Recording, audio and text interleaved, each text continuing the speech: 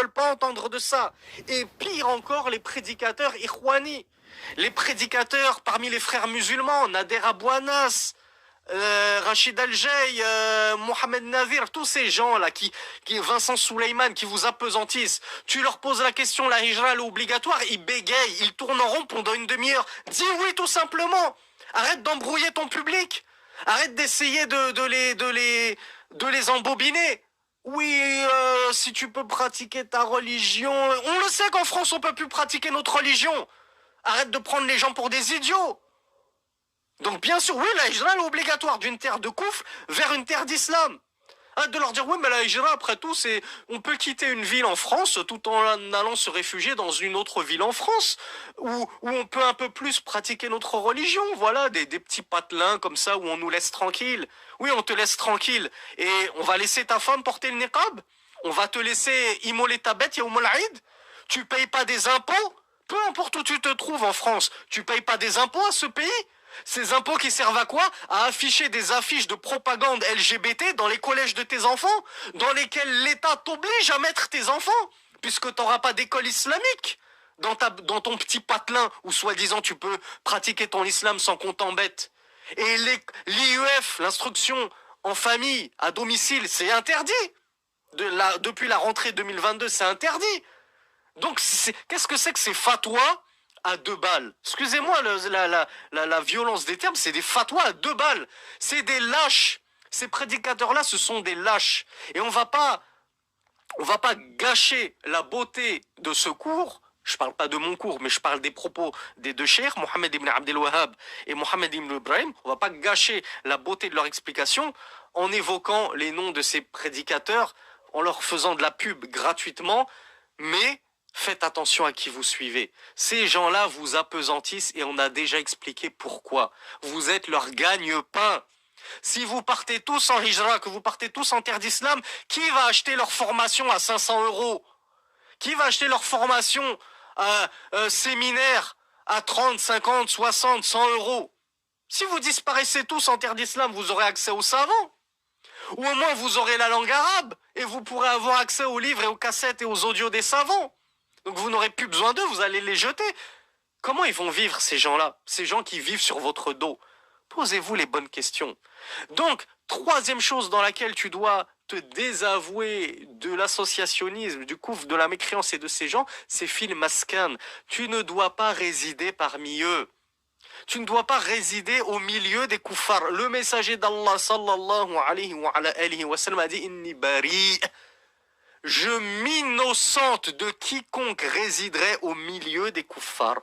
Tu vois quotidiennement leur koufr. Ils te crachent quotidiennement à la figure. Ils abhorrent ton islam. Ils abhorrent ta religion. Ils abhorrent, abhorrer ça veut dire détester.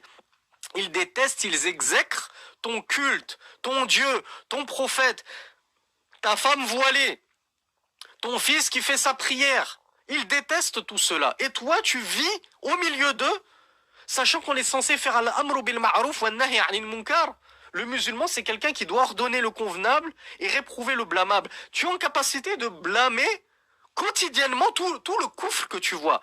Je parle même pas des petits péchés. Tu vas blâmer quelqu'un qui boit de l'alcool, tu vas blâmer quelqu'un qui fréquente une fille dans le haram, tu vas blâmer ceux qui sont au PMU en train de jouer à des jeux à gratter. Déjà de base, c'est tout le koufr que tu dois blâmer. Tu dois blâmer ces gens pour leur koufr. Tu dois leur rappeler d'adorer Allah, de monothéiser Allah, etc. Comment tu peux faire ça lorsque tu vis en permanence au milieu d'eux? Déjà que pour un da'i, un prédicateur, c'est fatigant, c'est épuisant d'appeler des ânes battés qui ne voient pas, qui n'entendent pas. Ils sont sourds et muets, ils sont aveugles. Tout ce qu'ils veulent entendre, c'est laïcité, laïcité, on t'aime, tu dois nous protéger. Laissez-nous tranquilles, laissez-nous pratiquer ce qu'on veut en paix. On ne veut pas de votre religion. Donc, comment veux-tu vivre au milieu de toute cette turpitude, de cette propagande LGBT, de cette propagande du koufr, de la laïcité, de l'islamophobie? Et en vivant au milieu d'eux, que tu le veuilles ou pas, tu en es affecté, ça impacte sur ta foi.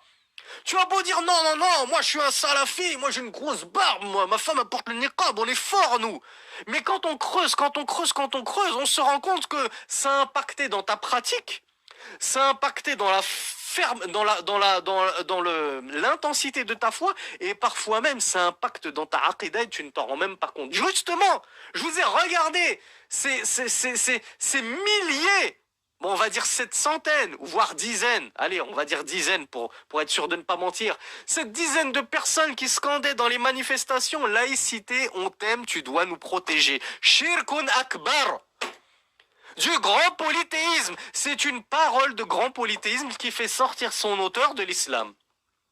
Bien sûr, après iqamatul hujja wal barahin, etc. Après lui avoir dit, prouvé que c'était du koufr et que il refuse cela. Il dit non, je continue à proclamer ce slogan.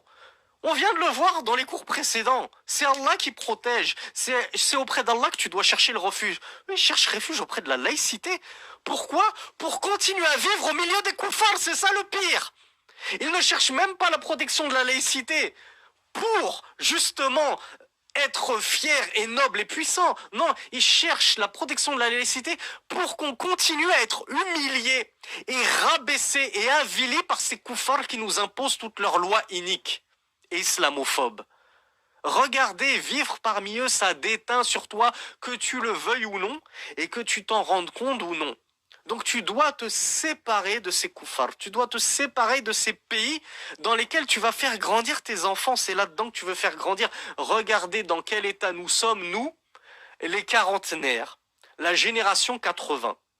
On a des frères, c'est une catastrophe. On a des sœurs, c'est une catastrophe. Dans la aqidah, dans la pratique, je vous ai dit, voilà, on fête Noël, on fête les cloches de Pâques, laïcité, on t'aime, tu dois nous protéger. Combien de sœurs ne se voilent pas? Combien de sœurs ratent le Jumu'ah à cause du travail? Tous ces péchés, c'est dû à quoi? C'est parce que qui se ressemble, comment dire, à force de fréquenter les gens, tu finis par leur ressembler. À force de fréquenter les koufars, tu finis par leur ressembler et tu ne pratiques plus grand-chose de ta religion. Tu ne sais même plus ce que c'est que la religion. Tu leur ressembles à force de fréquenter. Leur non-croyance t'impacte, comme je l'ai dit. Donc si tel est déjà notre cas à nous, des adultes, qu'est-ce que tu vas penser de tes enfants, la prunelle de tes yeux? C'est dans ce bain ambiant que tu comptes réellement les élever dans la foi? C'est en France que tu comptes en faire des bons musulmans. Depuis la primaire déjà, on les embrigade et on les endoctrine pour croire que les lois de la laïcité, c'est-à-dire les lois de l'homme, de la République, sont supérieures aux lois de Dieu et qu'il faut les faire passer avant tout. Et que Dieu, après tout, n'est qu'un concept, c'est qu'une théorie. Et le concept et la théorie ne passent pas avant la loi. Puis on les endoctrine avec la propagande LGBT. Puis on les endoctrine avec la pédophilie, tout ça, toute cette art, toutes ces horreurs. Comme je le disais dans une publication, ne serait-ce qu'en mettant des distributeurs de préservatifs dans un collège. Où est-ce que vous allez voir ça dans un pays musulman? Qu'est-ce que ça veut dire? Même quand ce n'est pas une propagande par la plume et la langue, c'est des propagandes avec des vices, des opérations vicieuses. Je mets un distributeur de préservatifs dans le collège. Ça veut dire quoi quand t'as un enfant de 12 ans? Qu'est-ce que tu comprends? Tu en comprends? Pour 1 €, je peux m'adonner au plaisir de la chair en toute sécurité. C'est la belle vie, j'ai juste 1 € à donner et je peux forniquer avec les collégiennes de mon collège sans avoir à me préoccuper est-ce que je vais être père ou pas. Je suis protégé avec le préservatif. Qu'est-ce que vous voulez qu'un enfant de 12 ans il comprenne d'autre que ça? Et c'est dans ce bain ambiant, dans ce milieu-là que tu veux élever tes enfants, Akhi.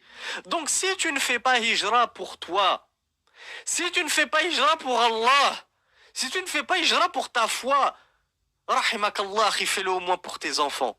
Fais leur miséricorde. Fais tes valises. Va-t'en pour tes enfants. Pour la foi de tes enfants. Pour la vie du cœur de tes enfants. Donc, Cheikh Mohammed ibn Abdel Wahhab, Cheikh Mohammed ibn Ibrahim, nous avait donc expliqué qu'on doit se désavouer du shirk, de l'associationnisme, de la mécréance et de ses adeptes dans la aqidah, dans la croyance, dans al-amal, dans les œuvres, wafil maskan et dans l'habitat, dans le territoire, dans le pays. On doit, comme je l'avais dit dans al-wala wal-bara, ça doit être une séparation dans la croyance et physique. C'est une séparation spirituelle et physique. Physiquement, on s'extirpe de ce peuple injuste. Tu dois t'innocenter et te séparer de chaque facette et de chaque caractéristique de leurs caractéristiques à eux. On ne doit t'associer aux kuffars en rien. Tu ne dois pas avoir la moindre ressemblance avec les kuffars. Au point que le messager d'Allah sallallahu alayhi wa sallam ne nous a pas permis de ressembler aux kuffars fi dhahir, en apparence. Si tu sais que telle tenue est spécifique aux kuffars, ne porte pas cette tenue. On ne doit pas t'assimiler à eux. Mais nous, en France, le nouveau slogan des musulmans 2022, c'est « assimilation ». Nous vivons ici, nous devons nous assimiler, nous devons nous faire accepter. Nous devons tout faire pour nous faire accepter par les kuffars pour pouvoir vivre au milieu d'eux, parce que la kaf, qu'est-ce que c'est bon. Qu'est-ce que la kaf, c'est bon avec un petit peu de beurre et de sauce tomate. Ça achète tous nos principes. Ça achète toute notre foi. La kaf, ils l'ont placé au-dessus de tout. Le confort de vie, ils l'ont placé au-dessus de tout. Et ils sauront un jour, amèrement, et ils goûteront un jour amèrement, aux conséquences de leurs actes. Tu dois te désavouer de ces kuffars et de toute relation avec ces kuffars, comme on l'a vu justement dans l'alliance et le désaveu. Et il termine en disant comme on l'a vu dans le cours sur l'alliance et le désaveu. Tu dois les prendre pour ennemis. C'est-à-dire, tu ne peux pas les prendre pour alliés et pour amis. Tu dois les prendre pour ennemis de la plus grande des animosités. Et j'en avais fait un tweet. Non, c'était justement un frère avait pris un extrait, je crois, de cette vidéo sur l'alliance et le désaveu. Non, c'était justement un tweet, oui, où j'avais tweeté que on doit avouer de l'animosité aux kuffars mêlée de bienséance et de bienfaisance. C'est-à-dire que on l'a expliqué, justement dans l'alliance et le désaveu, tu ne peux pas aimer un mécréant. Mais ne pas aimer un mécréant, ne pas le prendre pour allié, ne veut pas dire être injuste envers lui. Lui nuire, lui causer du tort, lui causer du mal, pas du tout. Nous sommes bons envers eux. S'ils sont bons envers nous, nous sommes bons envers eux. S'ils nous respectent, nous les respectons. S'ils sont bienfaisants envers nous, nous sommes bienfaisants envers eux. Il n'y a pas de souci là-dessus. Mais être bienfaisant envers les kuffars, les mécréants, ne pas leur nuire, ne pas leur causer du tort, ne pas être injuste envers eux, ne pas les égorger à la sortie des synagogues et des églises comme le font les khawarij, ces extrémistes qui n'ont rien compris justement à la religion de l'islam. Cela n'implique pas pour autant de les prendre pour amis intimes, et comme je l'ai dit, de faire des food five, des restos, des ciné avec eux, de fêter Noël avec eux. Les deux ne sont pas incompatibles. Je peux les détester en Allah et les prendre pour amis, tout en étant bon, cordial avec lui. Ma voisine, c'est une athée, c'est une bouddhiste, c'est une hindouiste. Elle est vieille, elle a du mal à monter ses courses au 6e étage sans ascenseur. Il n'y a pas de problème à ce que je prenne ses courses et que je l'aide à monter ses courses. Et pourtant, je la déteste. Je déteste cette voisine en Allah parce que c'est une ennemie d'Allah. Parce qu'elle refuse d'embrasser l'islam et de proclamer l'unicité d'Allah subhanahu wa ta'ala. Donc Cheikh Mohammed ibn Ibrahim nous dit, tu dois leur vouer une animosité, tu dois les prendre pour ennemis de la plus grande des animosités. Ça doit être tes plus grands ennemis. Ce sont les suppôts de Satan. Faut jamais oublier, il n'y a que deux clans en islam. Il y a le clan d'Allah, Hezbollah, et il y a le clan de Satan. Soit tu es dans le clan d'Allah Azza wa Jal et tu es avec les musulmans, soit tu n'es pas dans le clan d'Allah et tu n'es pas dans le clan des musulmans. Et toutes les sectes, toutes les idéologies, toutes les religions, autres que l'islam, le christianisme actuel, le judaïsme actuel, l'hindouisme, l'animisme, le shintoïsme, le bouddhisme, ce que tu veux, le chiisme, tout ce que tu veux, tout ça, ce sont des suppôts de Satan. Parce qu'ils ont suivi Satan dans les égarements qu'il leur a inspirés. Donc tu ne peux pas les aimer, tu ne peux pas les prendre pour alliés et amis. Ensuite, Cheikh Mohammed ibn Abdel Wahhab nous avait dit que l'islam